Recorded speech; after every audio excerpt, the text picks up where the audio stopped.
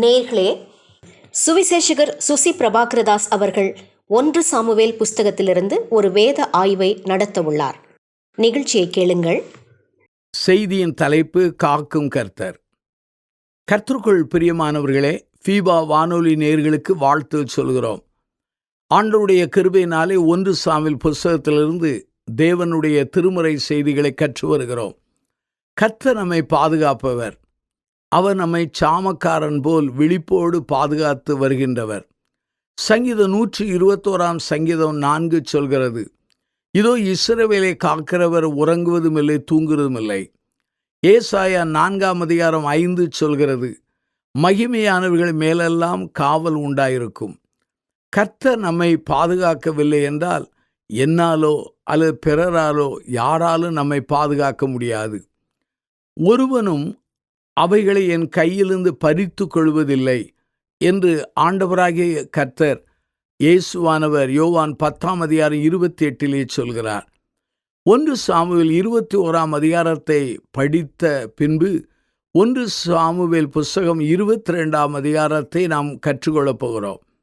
ஆனால் 1 சாமுவேல் 19 1-24 வரை மறுபடியும் அந்த அதிகாரத்தை வாசித்து தாவீதை கர்த்தர் எவ்வாறு காத்தார், எவ்வழிகளிலே சவுலின் கரங்களிலிருந்து தாவீது பாதுகாக்கப்பட்டார் என்று விவரித்து கூற விரும்புகின்றேன். தாவீதை கொல்ல சவுல் பலமுறை முயற்சித்தார். ஆனால் சவுலுடைய ஆன்மீக வாழ்க்கையின் வீழ்ச்சிகளை நாம் காண்கின்றோம்.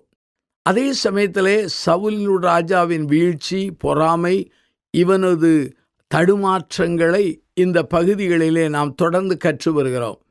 1 சாமுவேல் 19 பல முறை சவுல் ராஜா தாவீதை கொல்ல முயன்ற விதங்கள் பதிவு செய்யப்பட்டிருக்கிறது. சில வேத பண்டிதர்கள் சொல்லும்போது 4 முறை அவன் பிரயாசப்பட்டான் என்று சொல்கிறார்கள். திருமறையிலே 10 கற்பனைகளிலே பிரதானமான கற்பனை என்ன? கொலை செய்யாது இருப்பாயாக என்பதுதான். ஆனால் சவுல் ராஜா கொலை செய்ய அவன் முயன்று கொண்டே இருக்கிறான். நம்முடைய ஆண்டவராகிய இயேசுவானவர் மலை பிரசங்கத்திலே கொலை செய்யப்படுவதை குறித்து மத்தேயு 5:21-22 அவர் கூறியுள்ளார். கோபிப்பது, தவறாய் பேசுவதெல்லாம் கொலைக்கு சமமாக நம் ஆண்டவர் விவரிக்கிறார். அருமையானவர்களே, சவுல் கொலை செய்ய முற்படும் போதெல்லாம் தாவீது தப்பிக்கொள்கிறார். காரணம் என்ன? சர்வ வல்லமையுள்ள கர்த்தருடைய தயவு என்று சொல்கிறேன். கர்த்தர் சவுலுக்கு விரோதியாகவும் தாவீதுக்கு அனுசரணையாகவும் காணப்படுகிறார். 1 சாமுவேல் 17 34-35 வாசித்து பாருங்கள். மிருகங்களின் கரங்களிலிருந்து தாவீதை கர்த்தர் காப்பாற்றினார்.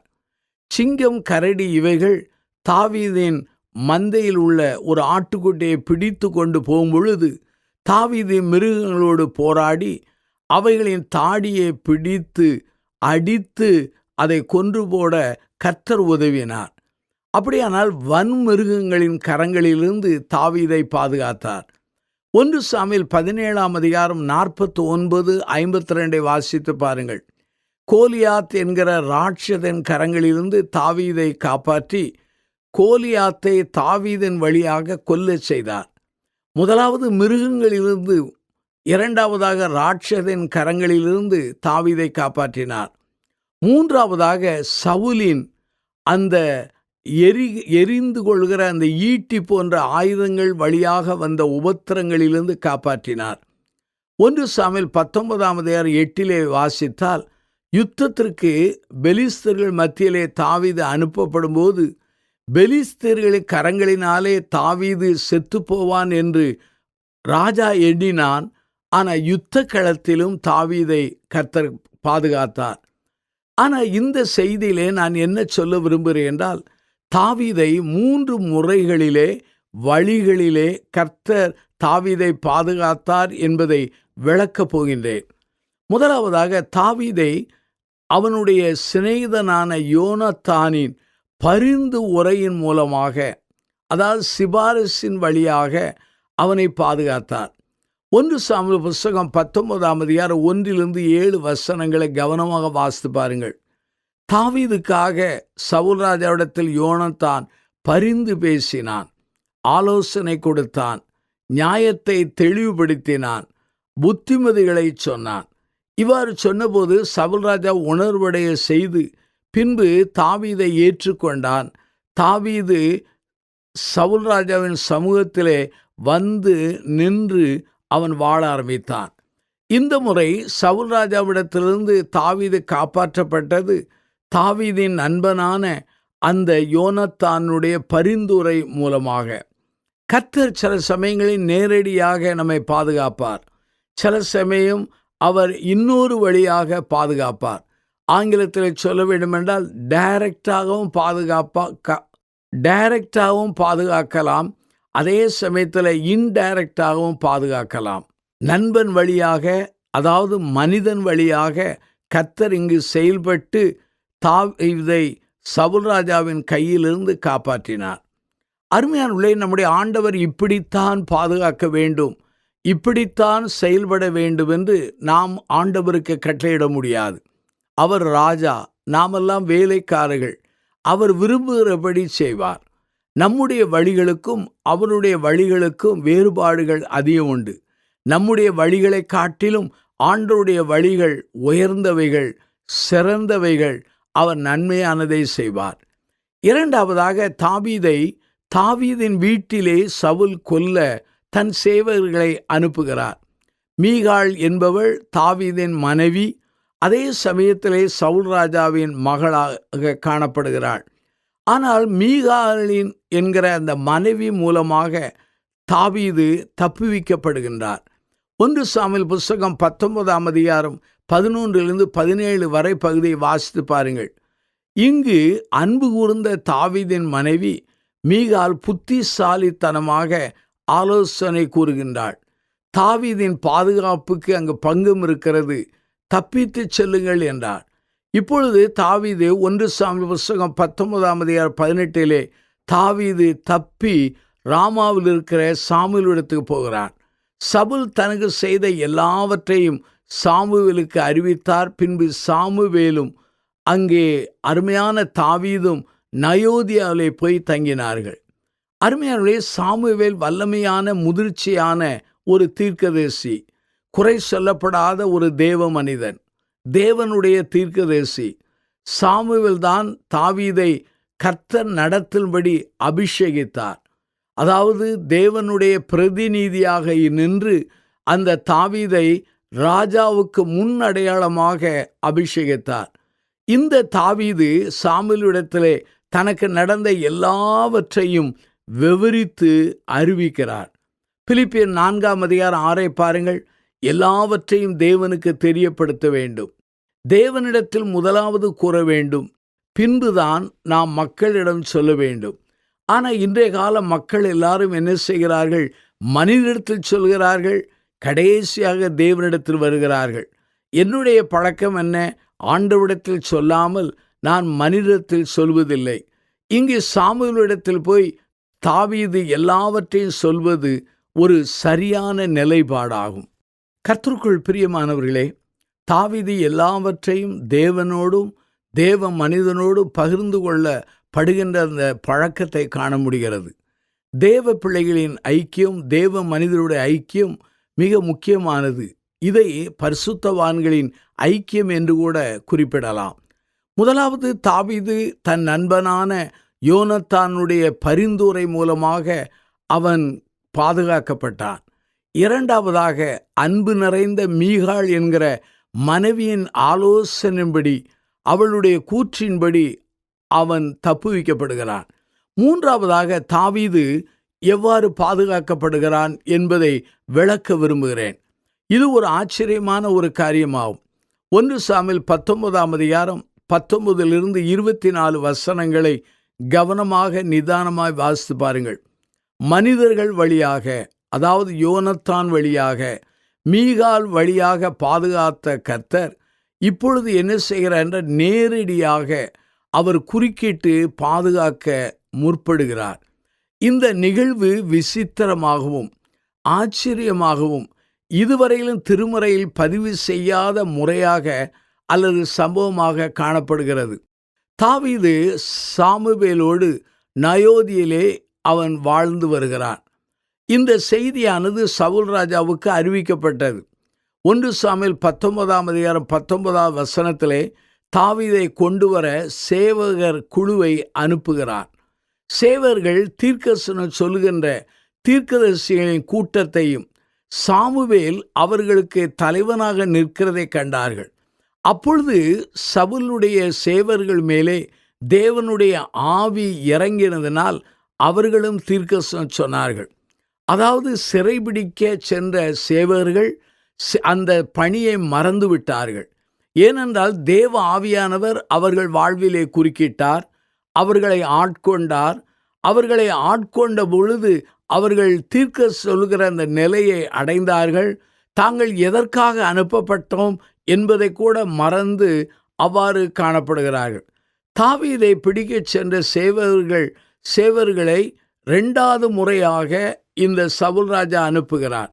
அப்படி அனுப்பின பொழுது அவர்கள் மேலேயும் தேவ ஆவியானவர் இறங்கிறதுனாலே தீர்க்கதரிசனம் சொன்னார்கள்.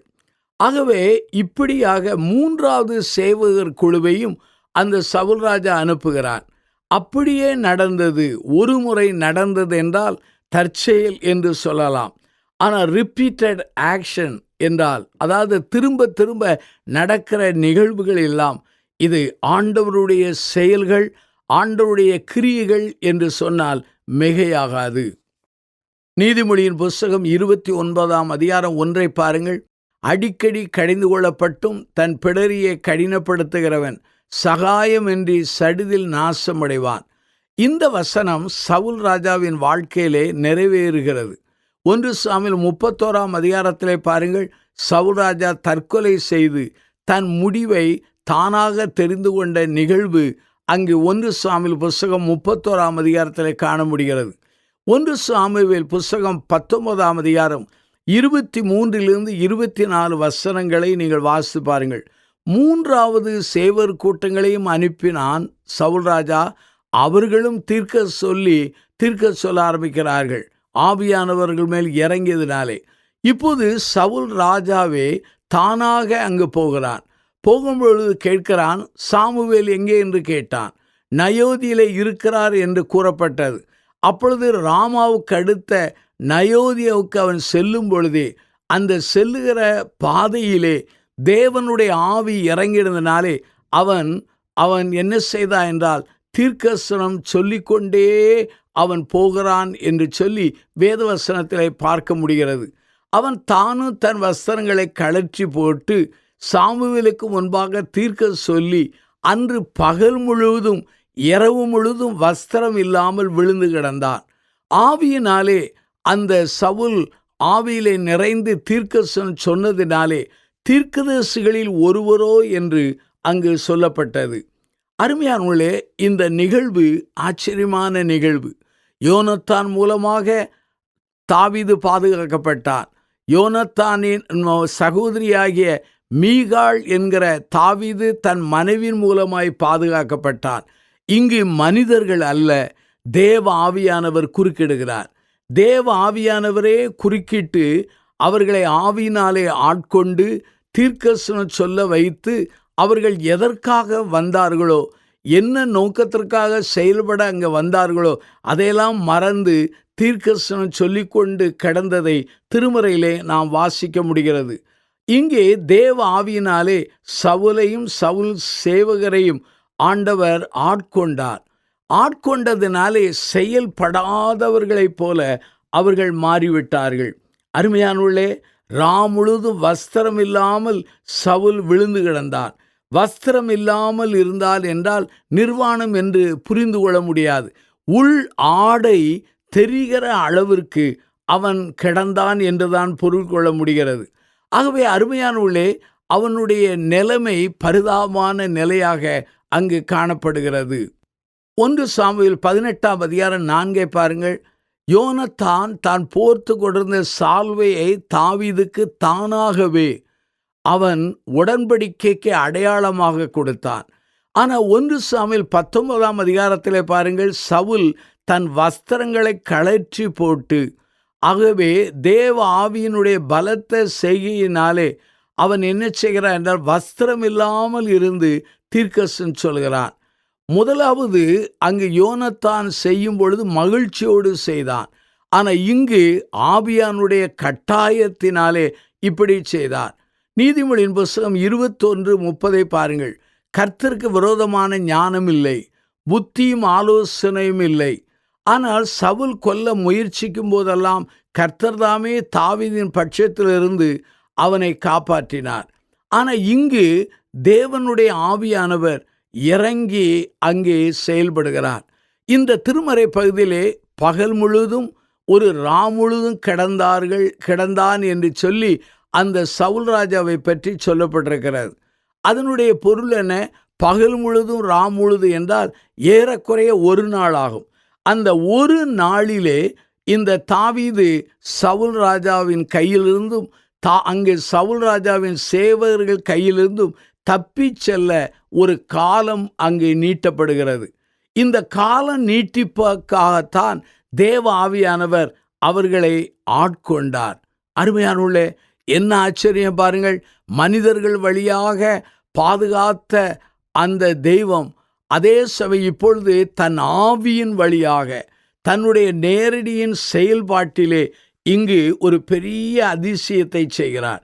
அருமையானவர்களே, தாவீதுனுடைய பிடிக்க சென்றவன் இப்போது தேவ ஆவியை பெற்று அவன் தீர்க்க சொல்லி வஸ்திரமில்லாமல் படுத்து கிடக்கிறது.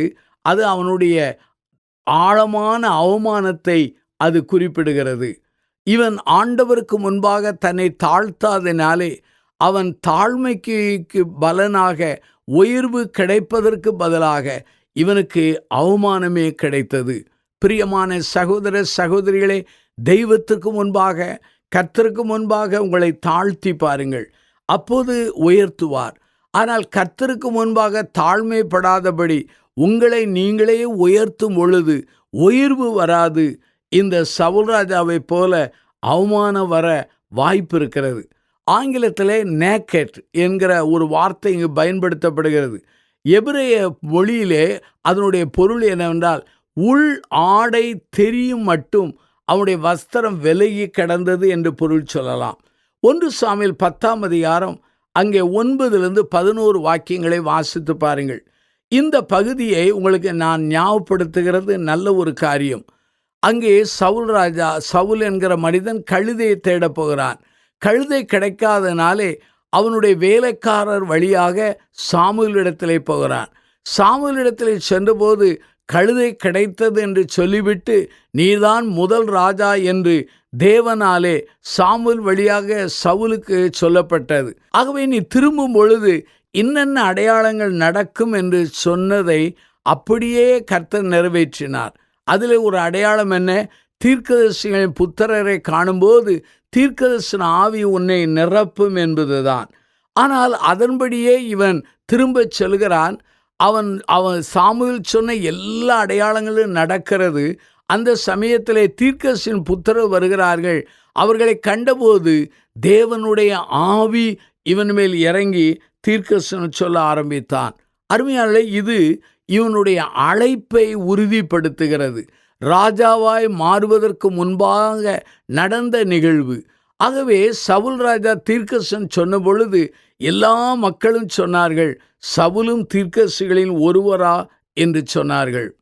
அன்பானவர்களே, 1 சாமுவேல் புத்தகம் 19ஆம் அதிகாரம் 23-24 வரை வாசித்தால் இங்கு சவுல் ராஜா தாவீதை பிடிக்க செல்லும் பொழுது மறுபடியும் தேவ ஆவியானவர் இறங்கி அவன் தீர்க்கதரிசனம் சொல்கிறான்.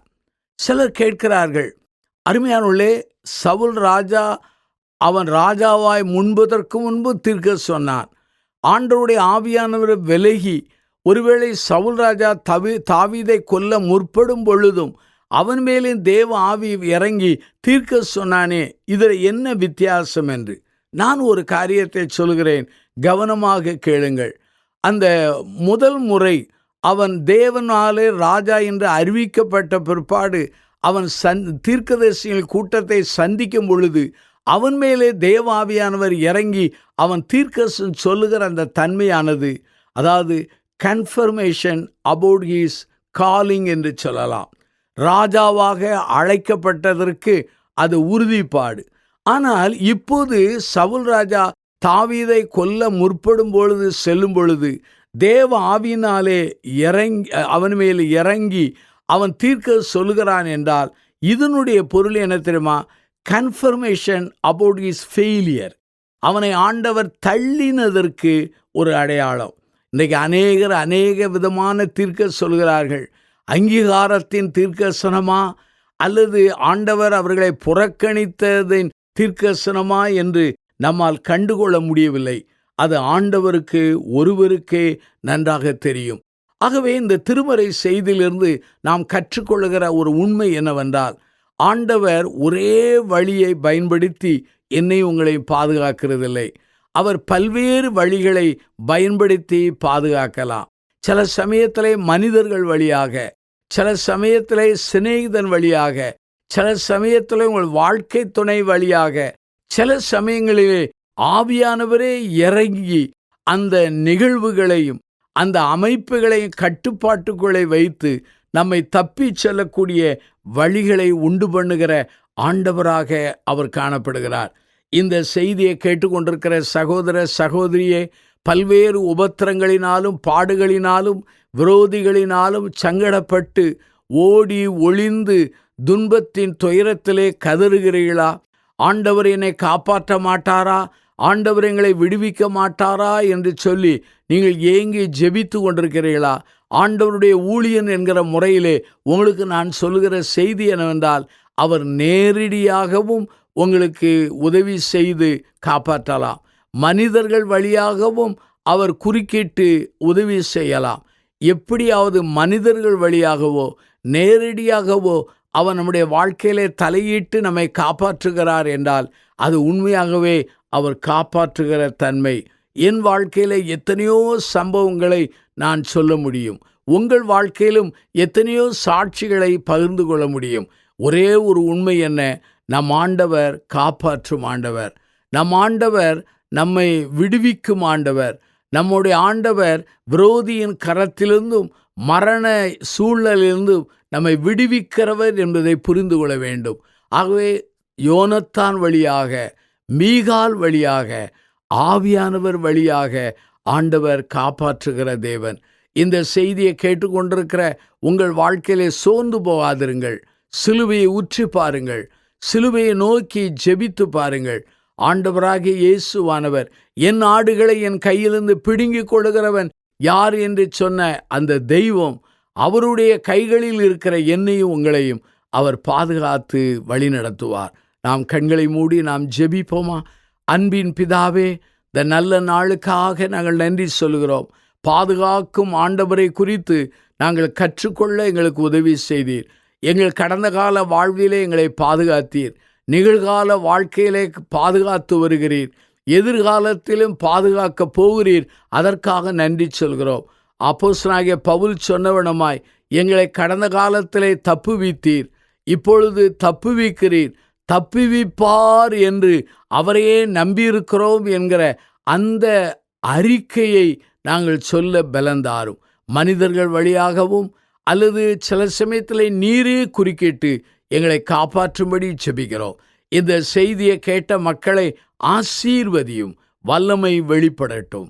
இயேசுவின் நாமத்தில் ஜெபிக்கிறோம் ஜீவனுள்ள பிதாவே, ஆமேன். நேயர்களே, இன்றைய நிகழ்ச்சியில் சுவிசேஷகர் சுசி பிரபாகரதாஸ் அவர்கள் நிகழ்த்திய வேத ஆய்வை கேட்டீர்கள். இதன் தொடர்ச்சியை அடுத்த நிகழ்ச்சியில் கேட்க தவறாதீர்கள்.